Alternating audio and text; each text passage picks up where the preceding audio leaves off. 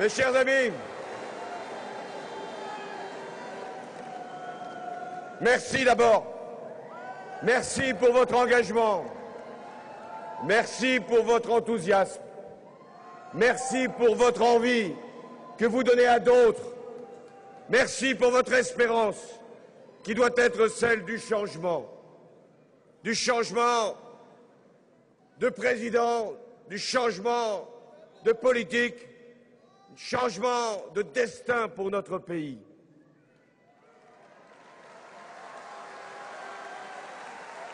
Vous êtes nombreux, très nombreux, ce soir à Lyon. Vous formez un grand mouvement populaire qui doit nous conduire. Et j'en ai ici le devoir et la responsabilité qui doit nous conduire à la victoire pour la France, le 6 mai.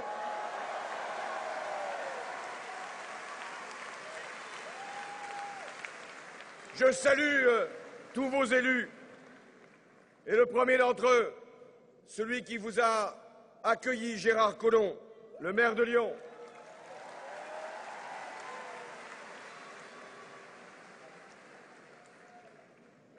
Mais l'enjeu de l'élection présidentielle,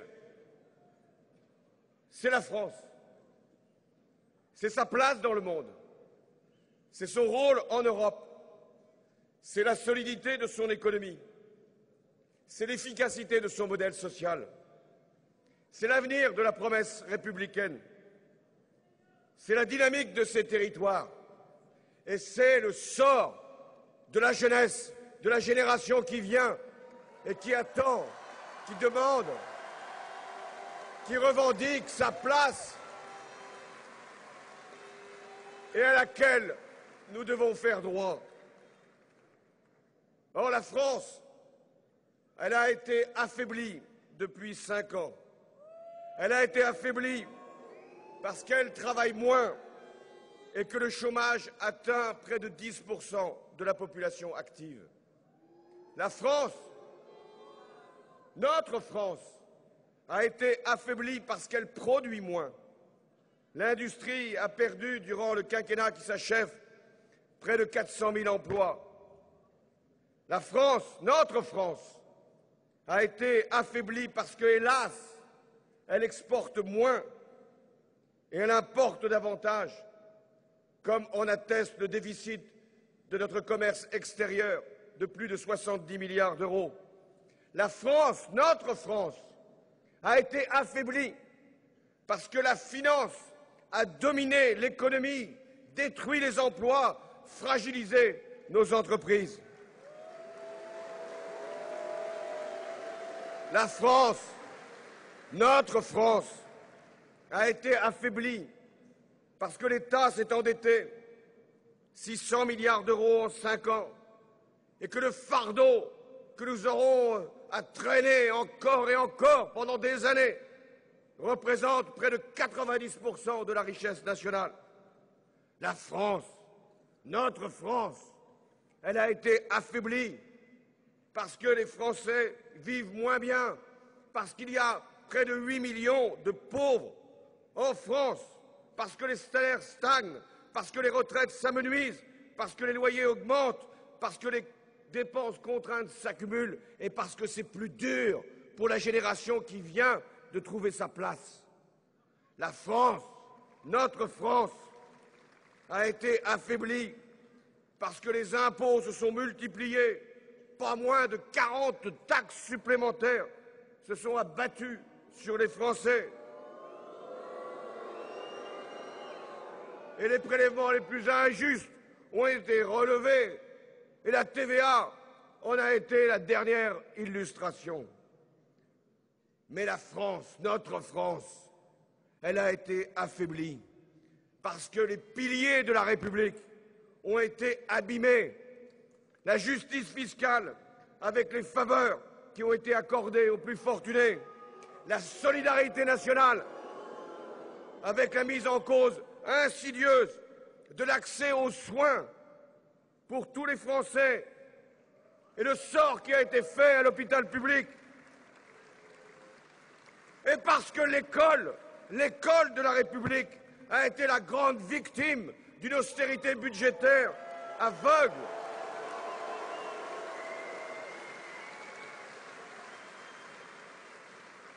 Près de 80 000 postes ont été supprimés depuis 5 ans dans les territoires ruraux, dans les quartiers de nos villes, dans ces filières qui venaient en appui pour les élèves les plus fragiles, les plus vulnérables, les plus en difficulté.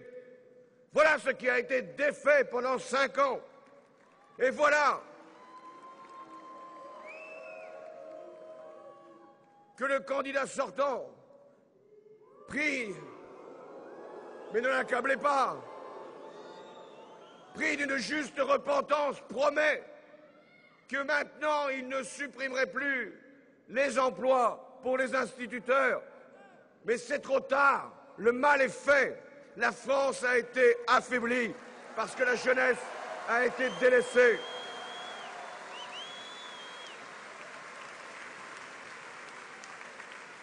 Mes chers amis,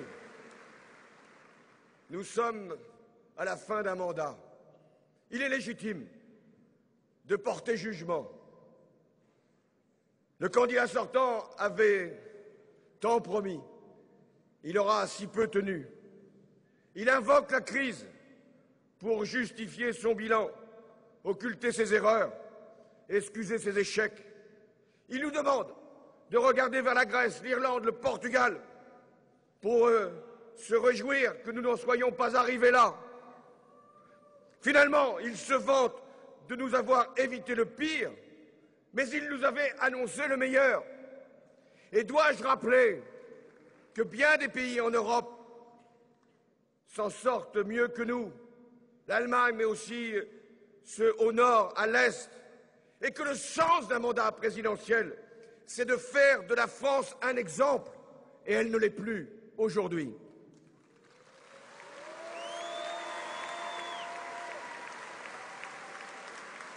Je ne nie pas la crise.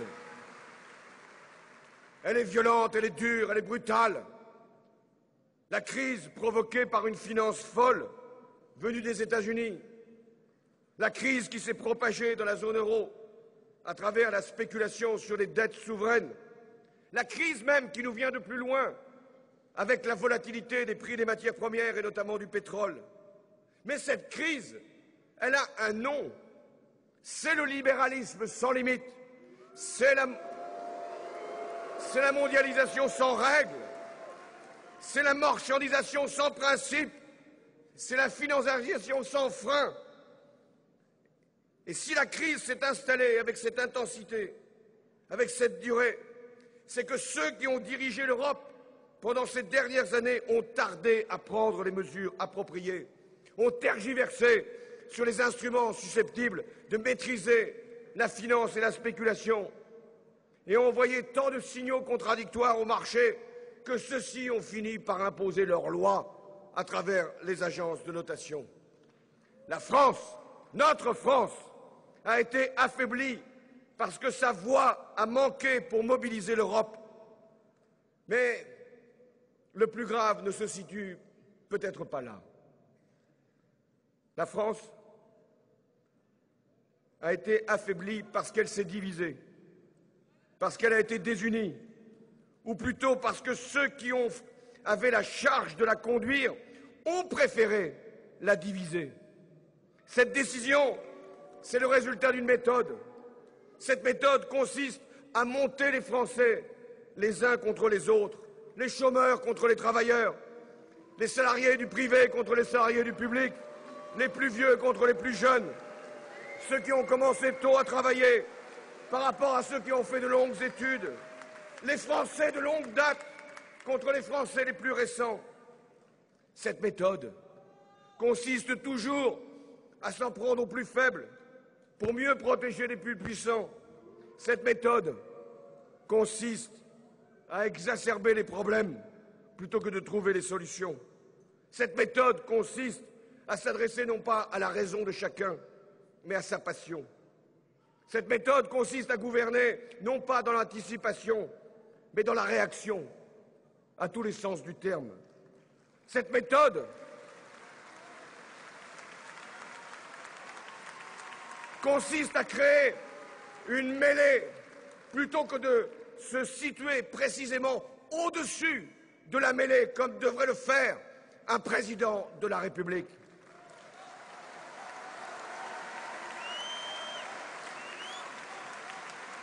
Cette méthode consiste enfin, et je la connais bien, à jouer avec les peurs, à attiser les craintes, à susciter les inquiétudes, dans le seul but pour le candidat sortant de se présenter comme un protecteur. Mais un protecteur de qui? Un protecteur de quoi? Un protecteur des puissants? Un protecteur des privilèges? Un protecteur des intérêts particuliers?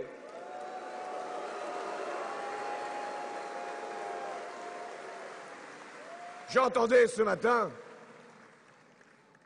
le candidat sortant venir à nouveau tourmenter les Français, en déformant, en caricaturant notre programme, en lui faisant dire ce qu'il ne dit pas, en agitant des épouvantails, qui n'effrayent d'ailleurs plus personne, en utilisant de vieilles recettes dont nous avons perdu le goût.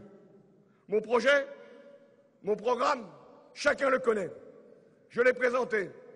C'était au milieu du mois de janvier, au Bourget.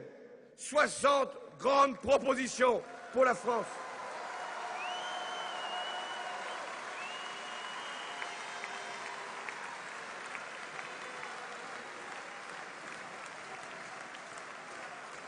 Ces propositions, je les ai mises au service de la démocratie dans cette campagne présidentielle.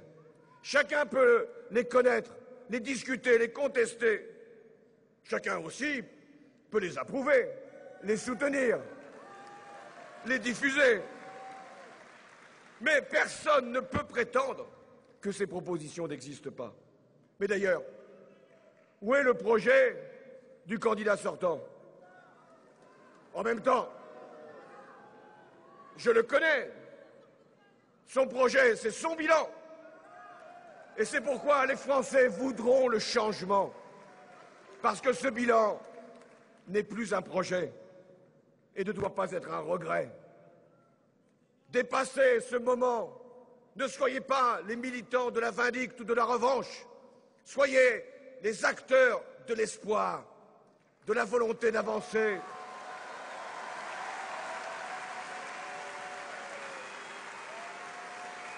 Mon projet s'adresse à l'immense majorité des Français, tous ceux qui vivent de leur travail ou qui aimeraient en vivre, tous ceux qui ne peuvent tirer leurs revenus de la rente, tous ceux qui s'inquiètent de l'avenir de la jeunesse, tous ceux qui veulent vivre en sécurité, tous ceux qui veulent tout simplement finir leur existence dignement, et puis tous ceux qui veulent vivre dans cette République en étant fiers de ses valeurs, fiers d'appartenir à la France que nous servons.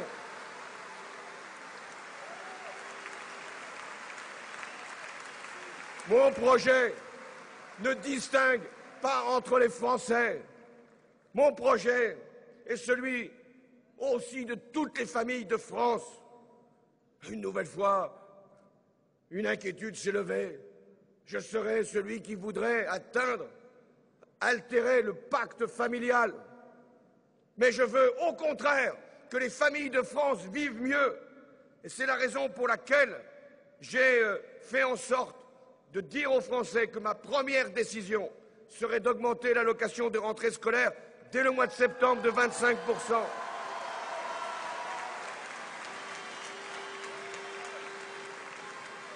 Les prestations familiales, si utiles, si précieuses pour de nombreuses familles, et je pense notamment à celles qui sont touchées par la précarité, les familles monoparentales, toutes ces prestations seront strictement indexées sur le coût de la vie.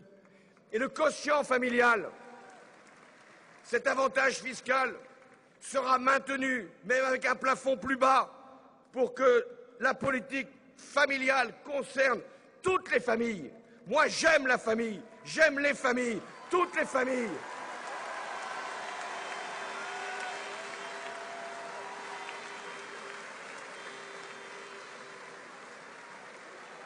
Mon projet est celui de la France des citoyens, pas celle des privilégiés. Privilège de l'argent, privilège de la naissance, privilège de la rente, privilège du pouvoir, privilège de la confusion des genres, privilège de la connivence. Eh bien, ces privilèges, loin d'être réduits, rognés, ont été abusivement servis depuis 5 ans. C'est le pouvoir sortant qui a permis à certains de payer moins d'impôts tout en gagnant plus d'argent. C'est le pouvoir sortant qui a protégé par un bouclier fiscal les plus fortunés de peur qu'ils ne s'exilent. C'est le pouvoir sortant qui a permis à certains de vivre de la commande publique tout en vilipendant l'État. C'est le pouvoir sortant qui a servi ses proches jusqu'à les introduire dans les conseils d'administration ou de souhaiter que quelques-uns puissent même diriger des entreprises privées parce qu'ils ont la faveur du président sortant. Eh bien, je vous l'annonce, ce temps-là est terminé.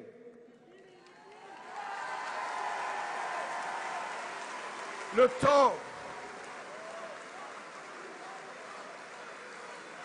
temps de la division, le temps des faveurs, le temps des privilèges, ce temps-là est derrière nous. Et si nous voulons, et nous le voulons, sortir de la crise, nous en sortirons que tous ensemble, parce que le nécessaire redressement de la France sera celui de toute la France, de tous les Français unis dans une communauté de destin. C'est pourquoi ma démarche est toute différente de celle qui a inspiré le quinquennat qui s'achève. Pour moi, le redressement de la France exige le rassemblement des Français.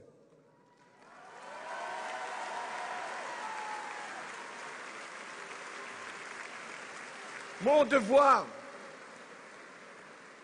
si vous me permettez d'être le prochain président de la République, mon devoir, ce sera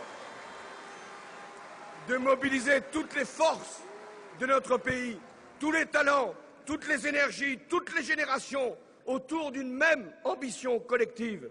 J'aurai besoin de vous tous, parce que vous êtes chacun d'entre vous, quelle que soit votre place, quel que soit votre âge, votre parcours, vous êtes les atouts de la France. Chacun, chacune peut donner, où qu'il soit, le meilleur de lui-même, s'il sait comment le pays est conduit, où il va et dans quel esprit. C'est toujours ainsi, mes chers amis, dans notre histoire, que notre pays a surmonté les épreuves, les conflits, les crises, les chocs et parfois, hélas, les guerres. C'est toujours ainsi que la gauche s'est élevée à la hauteur de la France. Et chaque fois qu'elle s'est mise à ce niveau de la responsabilité, de la grandeur, de l'élévation d'esprit, du dépassement des intérêts, qu'elle a pu non seulement gagner une élection, mais faire avancer la marche du progrès dans la République.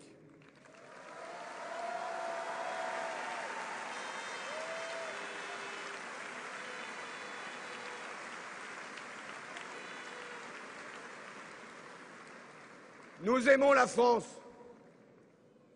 et je ne dirai jamais à un de mes concitoyens qu'il aime la France moins que moi.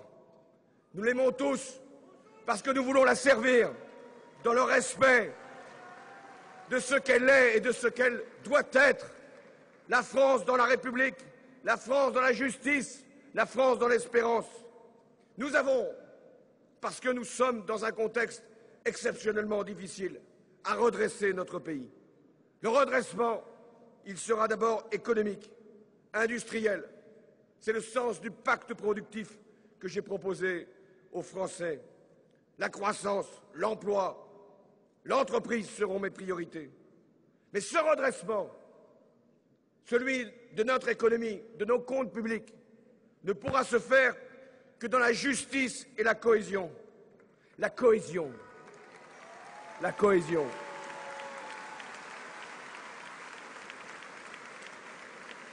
La cohésion, c'est ce qui nous permettra de gagner les défis qui nous attendent. La cohésion, c'est le pacte social passé entre tous les citoyens. La cohésion d'une nation, c'est le sentiment d'appartenir à une même société, de vivre dans un même monde, d'obéir aux mêmes règles, de partager une même communauté de destin. La cohésion, c'est avoir la conviction que celui qui est tout en haut de l'échelle sociale partage une chose invisible, mais si précieuse avec celui qui n'a pas eu la chance de réussir. Cette chose qui s'appelle la solidarité nationale.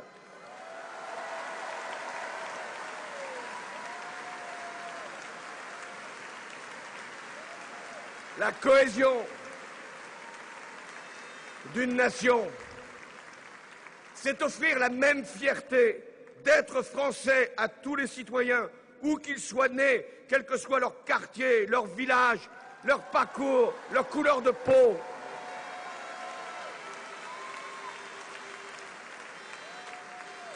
La cohésion d'une nation, la nôtre, c'est de se retrouver autour de règles communes, de pouvoir être libre dans le respect de la conscience de chacun, mais aussi dans le respect des libertés des autres.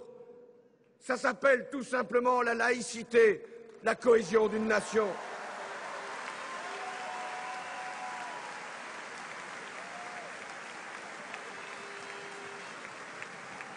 La cohésion, c'est surtout de savoir que les efforts nécessaires seront partagés par tous les citoyens et que nul ne pourra s'en exempter. La cohésion d'une nation, c'est de poser des limites aux inégalités. Et c'est pourquoi, face à des rémunérations indécentes, excessives, j'ai fait la proposition d'une tranche supérieure de l'impôt sur le revenu.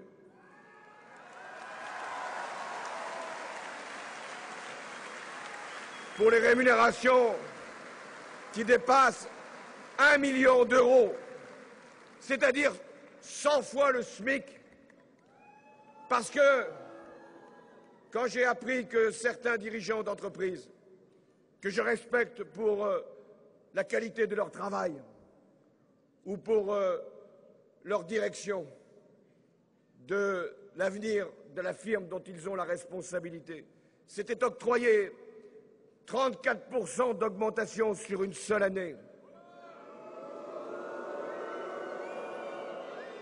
Je me suis dit qu'il y avait un signal à envoyer, qu'il n'était pas possible d'admettre dans la France que nous aimons, dans la République que nous servons, que des véritables fortunes en quelques années soient constituées, alors que d'autres ont mis des générations et des générations pour se mettre tout simplement en sécurité. C'est ce qui s'est passé depuis une dizaine d'années avec des gratifications excessives pour les plus puissants, des stocks options, des bonus, des retraites chapeaux. Ils ont été dénoncés tant de fois et jamais rien n'avait été fait. Eh bien, à un moment, nous devons collectivement poser la règle.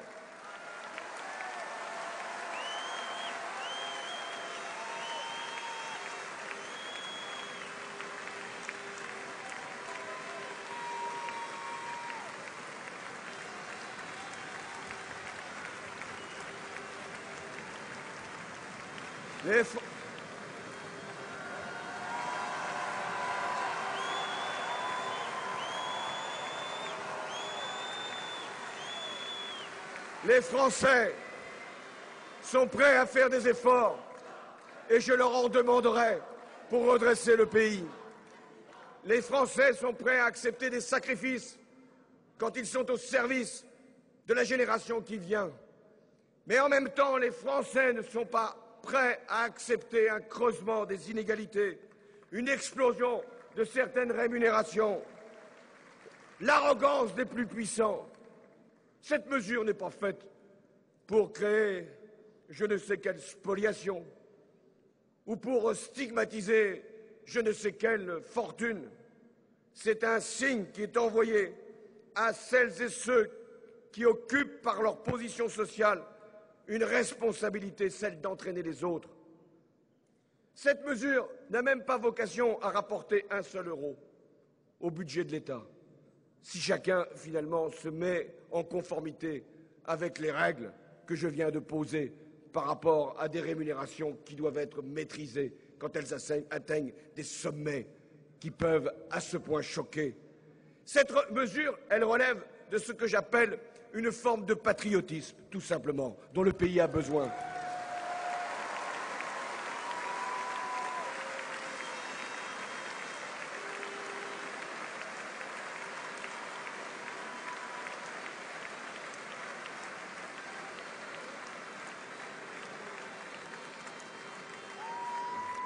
Le patriotisme, c'est un beau mot.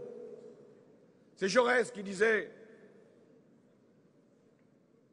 que le patriotisme, c'était d'aimer les autres et que le nationalisme, c'était de se méfier des autres.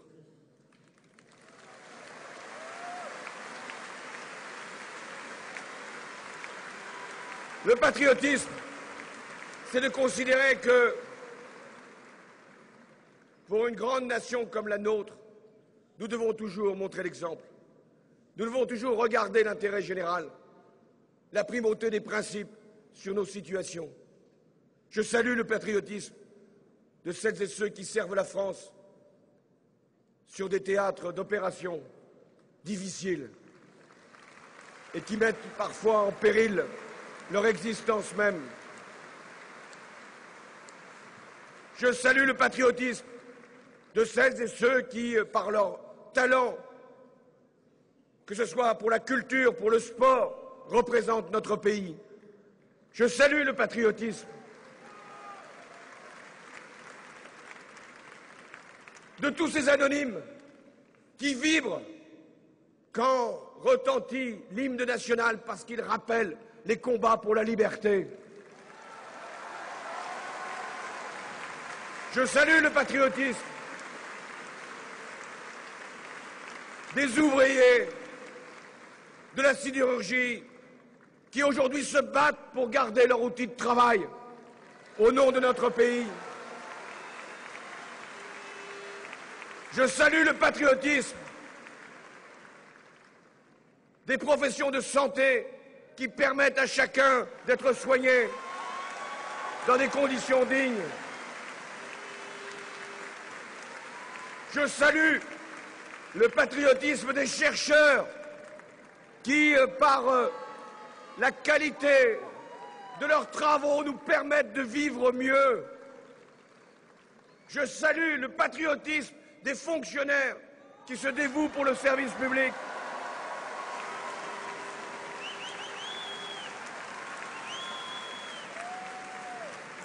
Je salue le patriotisme des entrepreneurs qui créent de la richesse, du travail pour les autres.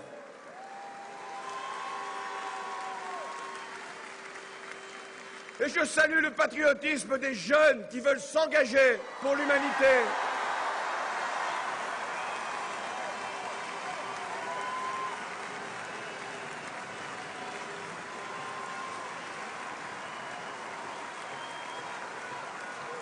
Eh bien, le patriotisme, c'est aussi pour ceux qui sont les dirigeants économiques, politiques, de montrer l'exemple à un pays quand il y a un effort à faire et un redressement à engager. Et voilà que l'on me fait le procès du matraquage fiscal. Je m'en prendrai aux classes moyennes. À ce niveau-là, je ne risque rien. J'inventerai des impôts.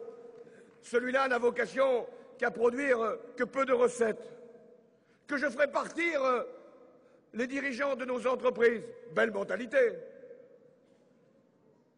Souvenez-vous, il y a 5 ans, ils nous avaient inventé un bouclier fiscal pour faire revenir tous ceux qui étaient partis.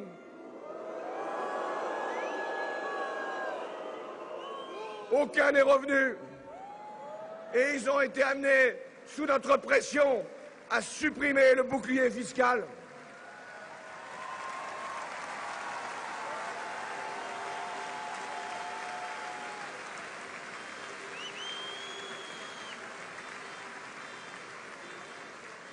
Et ils nous parlent de matraquage fiscal, mais c'est eux qui ont accablé les Français d'impôts nouveaux. Pas moins de 40 ont été créés. Quelle imagination! Quel talent! Quel sens de la recherche de la recette publique! 40. Et là, au moment où le quinquennat s'achevait, nous pensions être à peu près en paix. Et voilà qu'ils nous inventent une TVA qu'ils appellent sociale.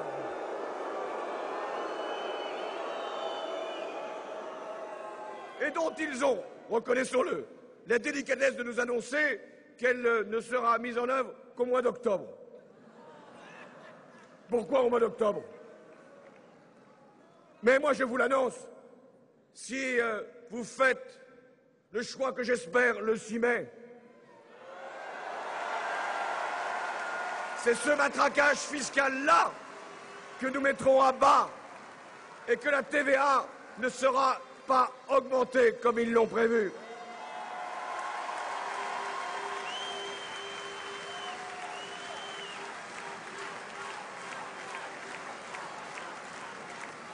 Chers amis, ce que je vous propose, c'est la justice, une réforme fiscale ambitieuse qui bénéficiera à l'immense majorité des Français et qui demandera, c'est vrai, un acte de solidarité aux plus aisés, sans jamais décourager l'initiative et le talent. C'est ça, la justice fiscale.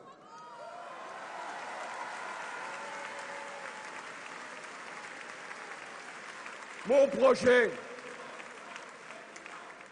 c'est la France réconciliée. Oui, réconciliée. C'est également un beau mot, la réconciliation. Un bel objectif pour le prochain président de la République que de réunir la France. Une France réconciliée avec ses dirigeants. Ce n'est pas d'abord aux Français de faire un effort, c'est au départ aux dirigeants et aux dirigeants politiques de montrer qu'ils peuvent eux aussi être à la hauteur des enjeux. C'est pourquoi j'ai annoncé depuis bien longtemps que les élus ne pourront plus cumuler les mandats.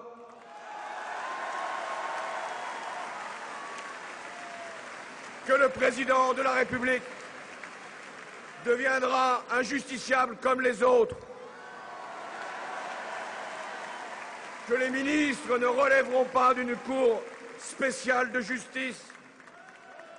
Que l'indépendance de la magistrature sera strictement respectée.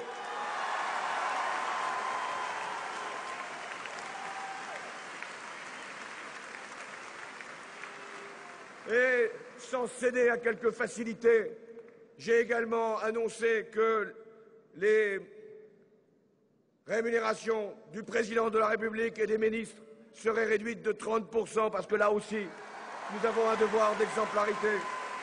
J'ai dit également que l'écart maximal des salaires dans les entreprises publiques ne pourra excéder de 1 à 20, parce que nous avons besoin de nous retrouver ensemble, au niveau de l'État, au niveau des collectivités locales, dans une forme d'exemplarité publique. Je veux aussi réconcilier la France avec ses entreprises. Nous avons besoin des entreprises. Elles sont indispensables à la croissance, à l'emploi, à la compétitivité de notre pays, à son rayonnement. Elles sont précieuses pour la nation, pour la force qu'elle doit constituer, pour l'avenir même de notre production. Les chefs d'entreprise, ceux qui produisent de la richesse, ceux qui créent des emplois, ceux qui se battent pour conquérir des marchés, devront être encouragés. Et je ferai tout pour que nous ayons tous les instruments qui permettent de favoriser le développement des entreprises. C'est pourquoi nous créerons la Banque publique d'investissement. C'est pourquoi nous aurons à cœur de créer ce livret d'épargne industrie qui affectera justement les dépôts des Français vers le financement de l'investissement. C'est pourquoi nous lutterons contre les excès de la finance pour que les banques soient au service davantage des entreprises. C'est pourquoi nous introduirons une fiscalité favorable aux petites et moyennes entreprises avec un taux modulé sur la taille des entreprises. C'est pourquoi nous distinguerons pour la fiscalité les entreprises selon qu'ils sont distribués aux actionnaires, là le taux sera relevé, ou qu'ils sont réinvestis dans les entreprises, et là le taux sera diminué. Nous ferons en sorte d'élargir le crédit d'impôt recherche pour que les entreprises innovantes puissent y accéder. Nous permettrons aussi que lorsqu'une entreprise cède ou prétend céder une activité, mais refuse qu'elle soit reprise en définitive, eh bien nous forcerons là, par le tribunal de commerce, la reprise de cette activité, car je ne veux rien abandonner alors que l'entreprise est rentable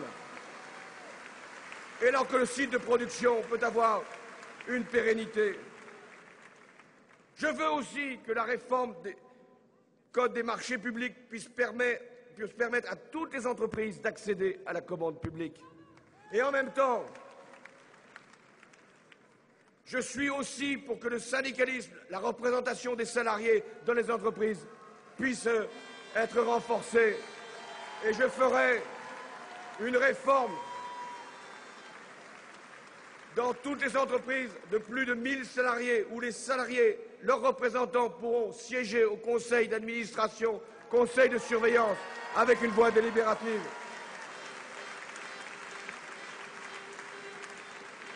Je veux réconcilier les générations dans l'entreprise. Et c'est la raison pour laquelle j'ai proposé ce contrat de génération. Là encore, cette belle idée qui permet à une entreprise, en même temps qu'elle garde un senior le temps qu'il puisse partir à la retraite, et qui embauche un jeune avec un contrat à durée indéterminée, de ne plus payer de cotisations sociales sur les 2 emplois, pour permettre cette réconciliation des âges, ce transfert des expériences, cette volonté d'être ensemble au travail dans une entreprise. Tendre la main à la jeunesse, faire en sorte que chacun se retrouve dans la même exigence de garder un emploi pour les plus anciens ou d'y accéder pour les plus jeunes. Aujourd'hui, le taux de chômage est élevé pour les moins de 25 ans, mais il l'est aussi pour les plus de 55 ans. Eh bien, c'est notre double défi, permettre aux uns et aux autres d'être dans l'entreprise.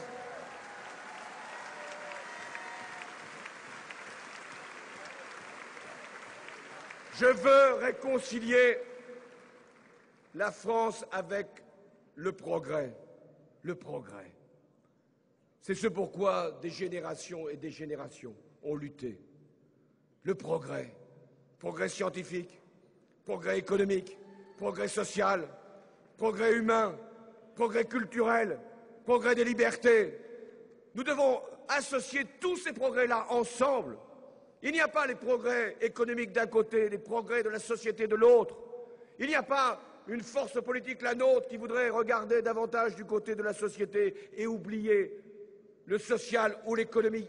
Nous devons mettre ensemble toutes les conditions pour que chacun puisse avoir une promotion, un accomplissement, une émancipation et que la société elle-même, la France que nous servons, puisse avancer du même pas dans tous les domaines. C'est pourquoi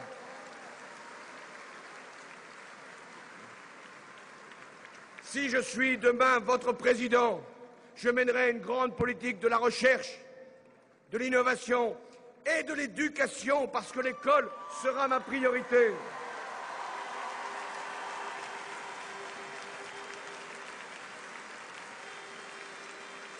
Priorité d'abord pour les premiers âges de la vie scolaire, la maternelle, le primaire, là où tout se joue, là où les échecs se constatent et peuvent durer toute une vie. Il n'y aura plus de fatalité, il n'y aura plus de déterminisme qui fera que ce sont souvent les enfants des familles les plus modestes qui ont le plus de difficultés avec l'école. C'est vers ces familles-là, vers ces enfants-là, que nous devons tenir la promesse républicaine. Et c'est la raison pour laquelle j'ai proposé la création sur 5 ans de 60 000 emplois dans l'éducation nationale.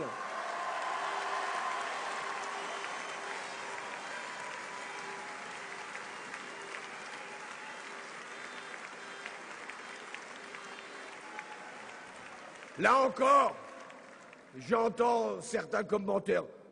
Mais comment pourrait-on proposer 60 000 emplois sur 5 ans? Les mêmes qui en ont détruit près de 80 000. Qui disent mais ça coûte trop cher. Vous n'y parviendrez pas. J'ai fait les comptes. C'est aussi mon métier. Ça fera 2,5 milliards à la fin du prochain quinquennat que de permettre à tous les jeunes d'être davantage encadrés par des professeurs, des infirmières, des surveillants, des assistantes sociales, tous ceux qui ont vocation à faire vivre l'école. 2,5 milliards à la fin du prochain quinquennat.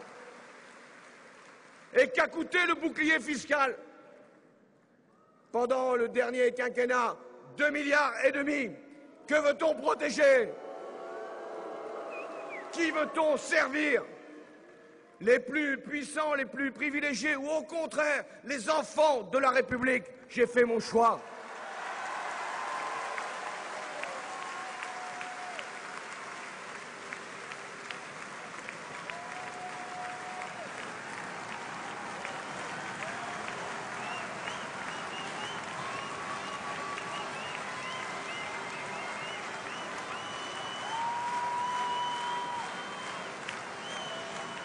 Je veux réconcilier les Français avec l'idée de la République, l'égalité.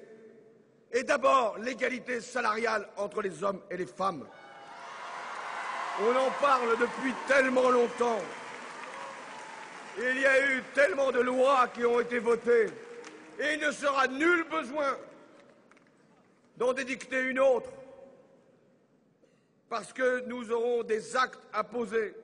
Et là encore, nous dirons aux entreprises les plus grandes qu'elles ont 1 an pour rattraper le retard en la matière. Et que si aucun geste, aucun acte n'a été accompli au bout d'1 an, alors les exonérations de cotisations sociales seront supprimées sur ces emplois-là.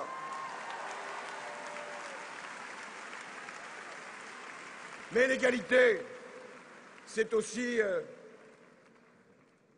la défense du pouvoir d'achat.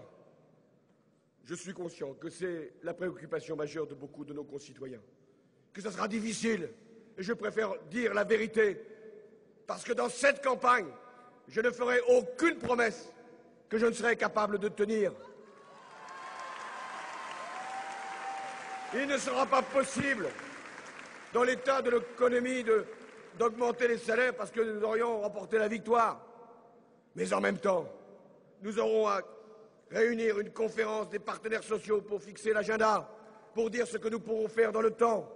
D'abord des réformes, puis ensuite la redistribution, mais d'abord la création de richesses supplémentaires. Mais dans le même temps, je connais les urgences. C'est pourquoi les loyers pour la première location ou relocalisation seront encadrés. C'est pourquoi sera instaurée une tarification progressive de l'électricité, du gaz, de l'eau, pour que un forfait de base soit proposé aux Français. C'est pourquoi je lancerai un grand plan d'isolation, 1 million de logements par an, qui sera d'ailleurs favorable à la création d'emplois, mais qui permettra de baisser les factures de chauffage de beaucoup de nos concitoyens. C'est pourquoi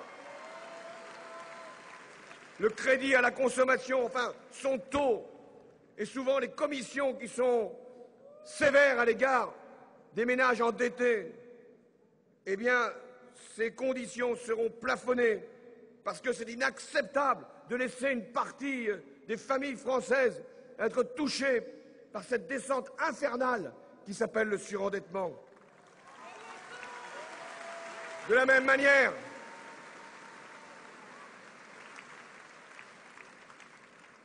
Si le prix du pétrole continue d'augmenter, ce qui est possible compte tenu de la situation politique au Proche et au Moyen-Orient, je ferai en sorte d'abord de bloquer le prix de l'essence pendant 3 mois pour mettre au clair les comportements de marge des distributeurs. Mais ensuite, je prends un engagement. Il n'y aura pas 1 euro supplémentaire qui sera prélevé par l'État sur la hausse du prix des carburants. Je ne peux pas accepter que la TVA puisse rapporter quoi que ce soit de plus à l'État parce que le prix des carburants lui-même augmente. Ça sera le retour de la TIPP flottante. C'est important pour la France qui travaille et qui prend tôt sa voiture parce qu'elle n'a aucun autre moyen pour se déplacer. Je veux aussi réconcilier la France avec son avenir. L'avenir de notre pays, c'est d'abord de réussir à concilier la croissance et l'écologie. Sans croissance, pas de redressement économique, pas de création d'emplois et de richesses. Mais sans écologie, pas de sécurité pour nos produits, pas de qualité de la vie, pas de préservation de la planète, pas d'avenir non plus. Il faut réussir cette transition de civilisation. C'est une grande mission pour le prochain quinquennat. Je dois être le président de la transition. Transition technologique parce que de nouvelles formes de production apparaissent avec le numérique, avec les biotechnologies, avec tout ce qui va servir l'économie de demain. Mais transition énergétique aussi, car je dois préparer l'après-pétrole, réduire le réchauffement climatique, faire monter les énergies renouvelables, diminuer progressivement la part du nucléaire.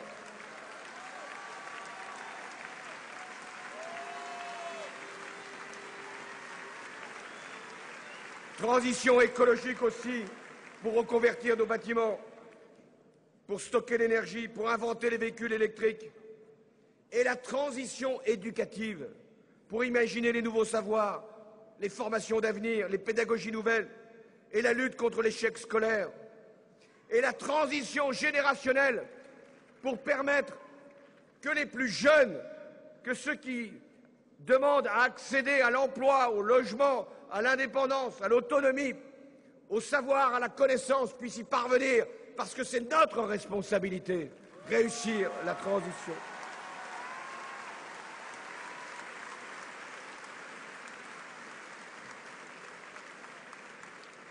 C'est un bon projet que d'être ainsi des relais, des passeurs, des intermédiaires, entre une France qui connaît une mutation, entre une génération qui doit permettre à une autre de réussir sa vie, de faire en sorte que nous sortions de la crise plus fort que nous y étions entrés. C'est le message que j'étais venu ici vous délivrer. Nous devons être les acteurs d'une France réconciliée, d'une France redressée, d'une France harmonieuse, d'une France capable de réussir cette transition. Mais je veux aussi permettre à la France de se réconcilier avec l'Europe. La France a besoin de l'Europe et l'Europe a besoin de la France.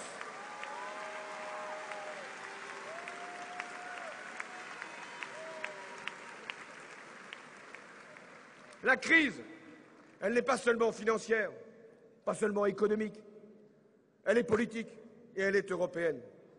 Je veux l'évoquer devant vous, ici à Lyon, alors que se tient à Bruxelles un Conseil européen au cours duquel le traité budgétaire voulu par le candidat sortant, ou plutôt imposé par Mme Merkel, sera signé.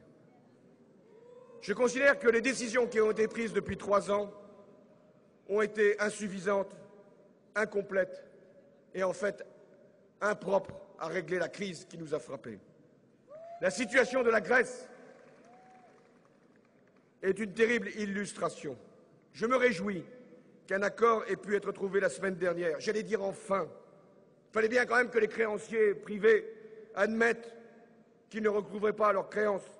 Mais que de temps perdu, que de tergiversations, que d'humiliation aussi pour ce peuple.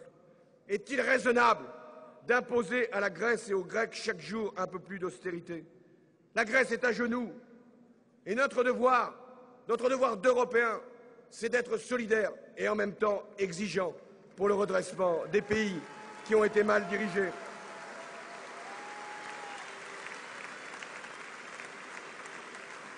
Quant au projet de traité lui-même, celui qui va être signé dans les heures qui viennent, il inscrit des disciplines nécessaires, et je les admets. Il évoque des sanctions qui sont les garanties du respect des règles qui sont posées.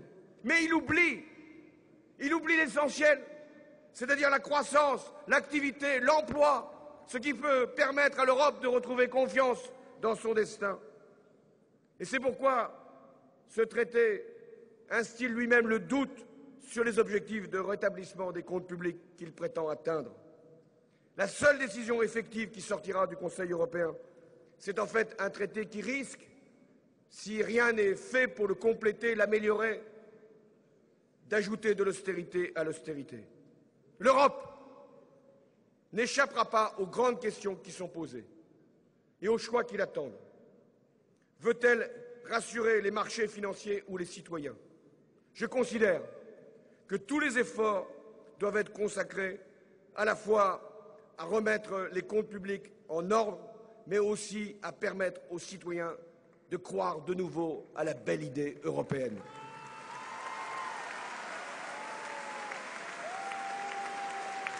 L'Europe, c'est la paix, bien sûr, mais c'est plus que cela maintenant.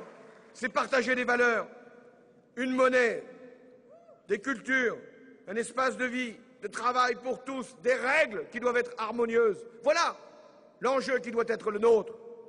Le second choix, c'est de savoir quelle place nous donnons au sérieux budgétaire nécessaire et à la croissance.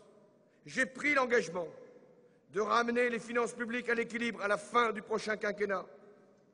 C'est l'obligation qui nous est faite.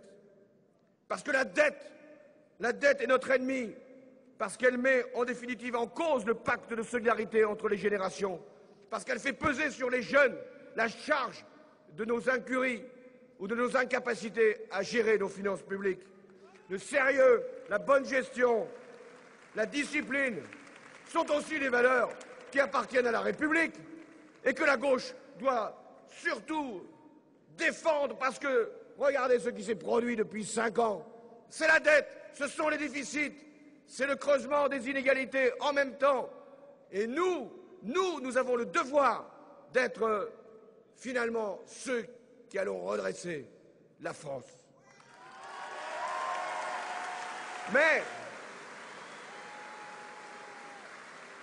le sérieux ne suffira pas. Il faut aussi de la croissance, de l'activité. C'est pourquoi je proposerai à nos partenaires une nouvelle négociation sur le traité pour le compléter, l'améliorer, le renforcer. Et je dirais d'abord qu'il faut que nous ayons une banque centrale européenne qui puisse lutter davantage contre la spéculation, que nous ayons une possibilité d'emprunter pour l'Europe, pour qu'elle puisse investir dans les projets d'avenir, qu'elle mobilise des fonds pour faire en sorte que les délocalisations soient combattues et que les salariés victimes de ces délocalisations puissent être formés, accompagnés et mis dans une situation de retrouver rapidement un emploi. J'ai fait le choix de la croissance. Et le dernier choix que l'Europe aura à faire, c'est de savoir si elle se résigne ou si elle se mobilise pour la démocratie. Moi, je veux respecter le peuple français. C'est-à-dire un moment très important, l'élection présidentielle. Je considère que si le chef de l'État peut signer un traité, ce sera au Parlement, et c'est la Constitution qui le prévoit, ce sera au Parlement de ratifier ce traité. Entre le moment de la signature et le moment de la ratification, il y a le vote des Français. Je demande, à travers l'élection présidentielle, au peuple français de me confier la responsabilité d'ajouter, de discuter, de modifier, de renégocier le traité pour que nous puissions avoir une Europe qui permettent à la fois le sérieux, la stabilité et la croissance.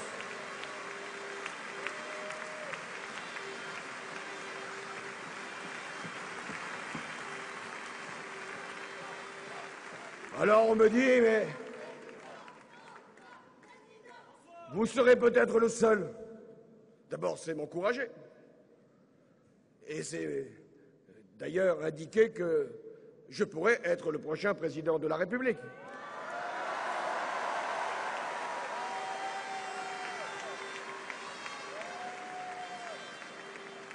Alors on me dit, mais comment arriverez-vous à convaincre les partenaires, et notamment la chancelière allemande, quand le candidat sortant n'y est pas parvenu?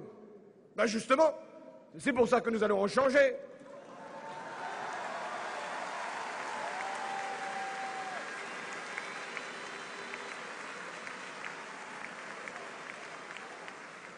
Certains esprits chagrins me disent, mais comment allez-vous faire? Vous serez tout seul.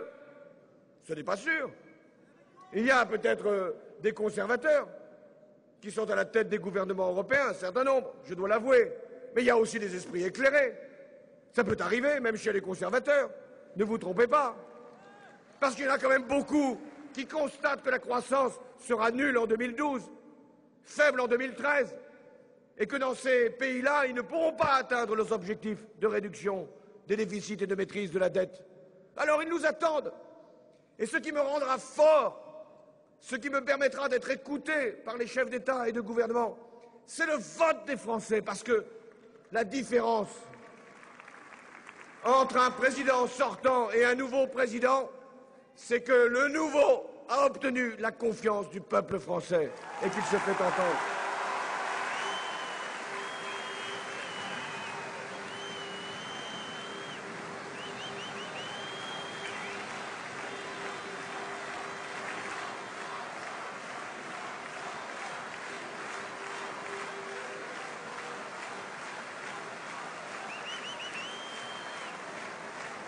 Et puis parce que, et prenez-en la mesure, soyez-en conscients, l'élection présidentielle qui va se tenir les 22 avril et 6 mai est une élection décisive pour la France qui va changer notre destin, non pas celui du candidat qui est devant vous, mais notre destin collectif. C'est un choix de conception de la politique que nous allons faire, de l'avenir, peut-être même de la République. C'est un choix essentiel pour notre pays et nous en avons conscience. Nous, peut-être plus que d'autres, parce que ça fait quand même 10 ans que la droite est au pouvoir et qu'elle a échoué. 10 ans que les inégalités se sont creusées, 10 ans que notre France a été affaiblie.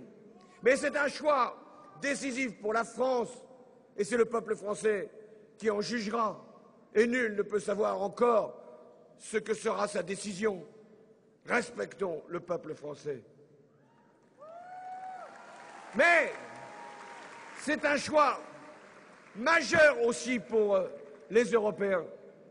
Partout où je me déplace, je ne suis pas reçu, j'en fais confession, par les chefs d'État et de gouvernement.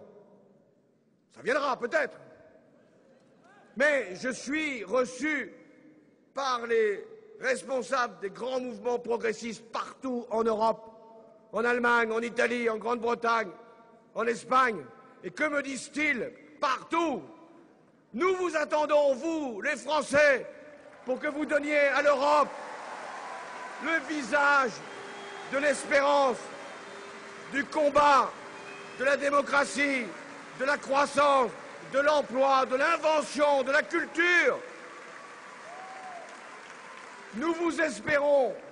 Ne décevez pas les Européens. Je ne parle pas des chefs d'État et de gouvernement. Nous apprendrons à les connaître et à les convaincre. Ne décevez pas les peuples européens qui voient dans la France toujours celle qui éclaire le chemin. Nous ne sommes pas n'importe quel pays, n'importe quelle nation d'Europe et du monde. Nous sommes la France, un grand pays chargé d'histoire, chargé de culture, porté par des valeurs fortes et qui a toujours la prétention, jamais l'arrogance, jamais, de dire au reste de l'Europe et du monde que nous avons un modèle qui n'a pas vocation à s'imposer, mais qui est tout simplement celui des valeurs, de la liberté, de la dignité, de la confiance en l'humanité. C'est nous, la France, nous, par notre histoire, qui pouvons parler fort, l'histoire des Lumières, de la Révolution française, de la République, de l'émancipation des peuples. Bien sûr que notre histoire n'est pas forcément que glorieuse. Bien sûr qu'il y a eu des périodes sombres, mais nous en avons toujours, finalement, été fiers de notre histoire, au-delà de ces taches qui ont pu à un moment occulter notre passé, parce que ce sont toujours les valeurs de la République qui l'ont emporté sur le repli, sur la peur, sur l'extrémisme, sur la violence. Et c'est pourquoi la France ne cédera pas aux populistes ou à l'extrême droite. Parce que s'il peut y avoir de la colère, s'il peut y avoir de la détresse, s'il peut y avoir même de la haine de l'autre, alors qu'il devrait y avoir le souci de se mettre ensemble pour construire notre avenir, chacun se souvient que dans notre histoire, jamais, je dis bien jamais, une solution n'est venue de l'extrême droite, qui a toujours été un problème pour notre République.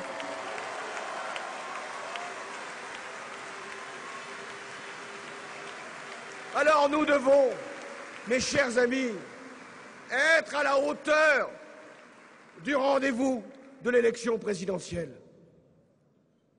Parce que notre peuple nous le demande. Nous devons être au niveau qu'exige la gravité du moment. Ne jamais céder à la polémique inutile, à la violence verbale et encore moins à la violence physique.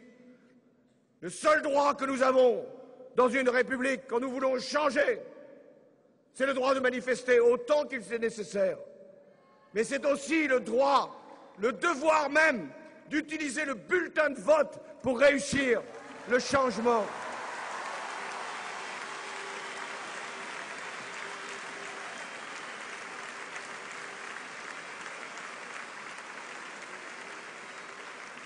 Nous sommes attendus dans le monde aussi. Je sais la situation que vit un pays aujourd'hui martyr de ses dirigeants, la Syrie.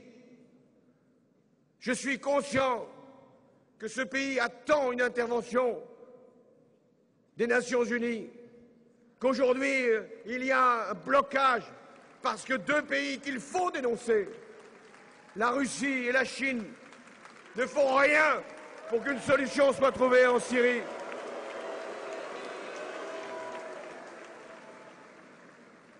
Eh bien, ce sera aussi, au-delà de l'élection présidentielle, notre devoir de continuer cette pression. Notre devoir de répondre aussi aux espérances du printemps arabe, qui ne doivent pas être déçues ou trahies, de cette relation avec la Méditerranée, et aussi de ce que nous pouvons apporter au continent africain. Il y a une élection au Sénégal, et je sais que beaucoup, quel qu'a été leur vote de premier tour dans cette élection-là aussi, veulent le changement. Et ils y ont droit aussi, là-bas, au changement.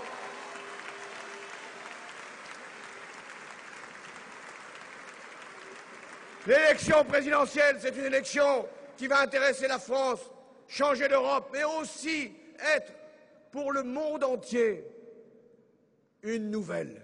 Je souhaite qu'elle soit bonne. Je souhaite qu'elle soit à la hauteur de ce qu'est la France. Que nous puissions nous-mêmes regarder notre diplomatie, notre action extérieure, la représentation de notre pays comme une fierté, comme une reconnaissance de ce que nous sommes et comme un accomplissement de nos idéaux. Mes chers amis, je vais vous confier mes derniers mots. Pas de dernier mot pour ce soir. C'est un grand honneur d'être candidat à l'élection présidentielle.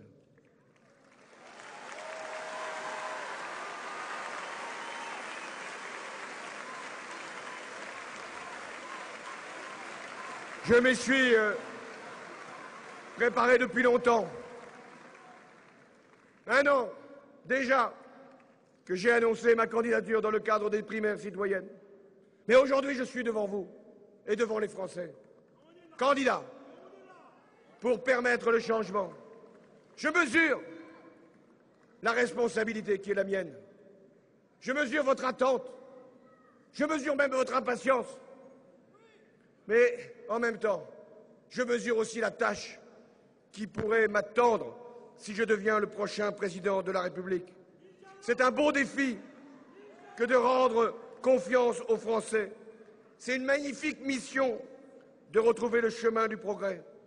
C'est une formidable chance qu'il nous faut saisir, de pouvoir représenter les citoyens et de les réunir, de les réconcilier, de la plus belle cause qui soit, changer notre destin, donner à notre jeunesse la place qu'elle attend. C'est le mandat. C'est le mandat que je sollicite auprès de vous.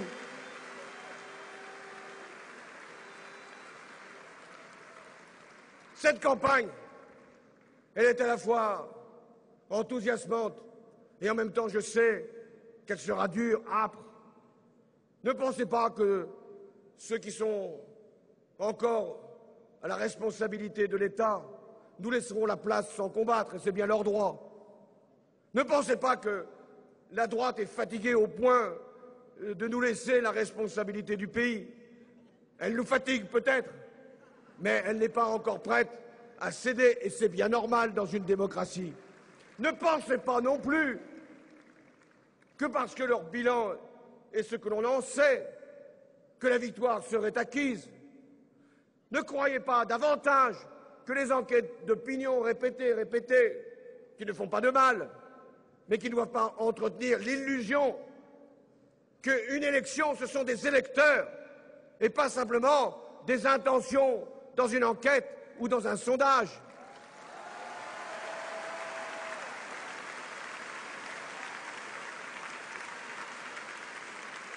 Et je vous appelle donc, parce que c'est ma responsabilité de conduire, de vous conduire à la victoire, de redresser la France, de lever une espérance. Je vous appelle donc à participer massivement à cette belle aventure.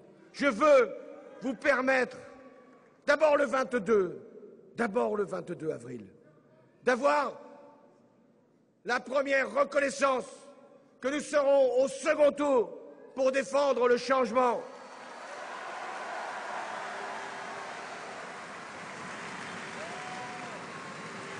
Ne vous dispersez pas.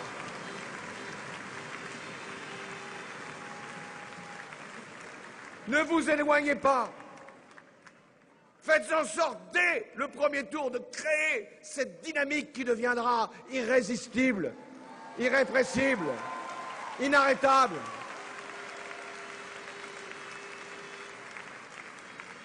Mais ensuite, je veux vous donner, le 6 mai, cette belle victoire qui vous rendra fiers, non pas de nous, mais fiers de la France qui aura exprimé la volonté de changer et de construire ensemble.